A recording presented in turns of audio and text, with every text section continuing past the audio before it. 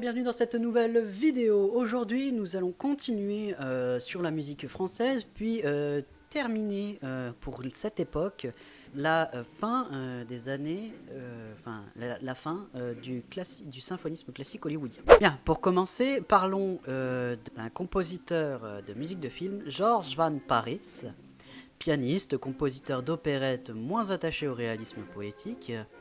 Voilà, donc on a un nouveau visage. C'est un compositeur de chansons pour une cinquantaine de ses films. Et il a composé Les Diaboliques de Clouseau. Il a fait la partition plus l'orchestre et le narratif de ce qu'il est habitué à faire, grosso modo. Il avait une émission de radio appelée L'écho du cinéma en 1961, où il y avait plusieurs sortes de chansons pour cinéma, partie intégrante de la partition du livret, participation à l'ambiance d'une scène. On y parlait du French Cancan de Renoir en 1754. Nous remarquons aussi que Georges Auric et Arthur Honegger, qui sont des compositeurs néoclassiques, ont écrit pour le cinéma. Par exemple, Les Misérables de 1934, dont le compositeur est Arthur Honegger. On a une rupture entre les parties dans cette composition. On a une rupture entre les parties atonales et les parties tonales, qui semblent justement elles-mêmes tonales, qui ressemble au baroque, mais la mélodie est jouée par un saxophone.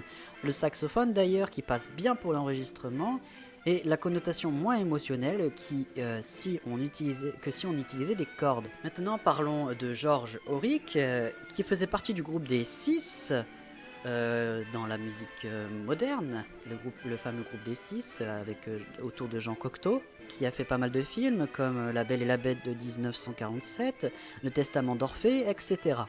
Sont issus du mouvement Dada, et qui est une collaboration avec Satie pour le ballet Parade. C'est un auteur néoclassique. En France, sa composition se faisait plus lentement qu'aux États-Unis, fait en 3 semaines par des orchestrateurs. Auric a eu 1 an complet pour travailler sur sa partition, parler avec Cocteau, etc. Donc retournons de l'autre côté de l'Atlantique, à Hollywood, dans les années 50 à 70, où l'on retrouve la première édition du livre La musique au cinéma de Michel Chion. Dans les années 50, à Hollywood, on vise un autre public, les jeunes. Les films consacrés à leur malaise, par exemple, avec un thème plus psychanalytique sur les questions de la sexualité, le rapport à la drogue et à l'alcool. Il faut du coup traduire ces nouveaux sentiments en musique. Le mélodrame freudien apparaît avec le drame psychologique. On arrive avec des dissonances pour traduire la confusion mentale, et on change totalement de style et on commence à laisser la musique symphonique pour du jazz et de la pop. On va parler du coup de Leonard Roseman, qui est un compositeur de la fureur de vivre à l'est d'Éden au milieu des années 50. Le leitmotiv qui fait sa musique fait un relais, un pont avec la sonorité jazzy en rapport avec les états d'âme tourmentés des personnages. Alex North et Elmer Bernstein, dont le jazz fait parfois symphonique, utilise ça du coup comme élément dramatique. North collabore avec Alia Kazan sur le tramway nommé Désir de 1951. Ce duo a fait évoluer le cinéma.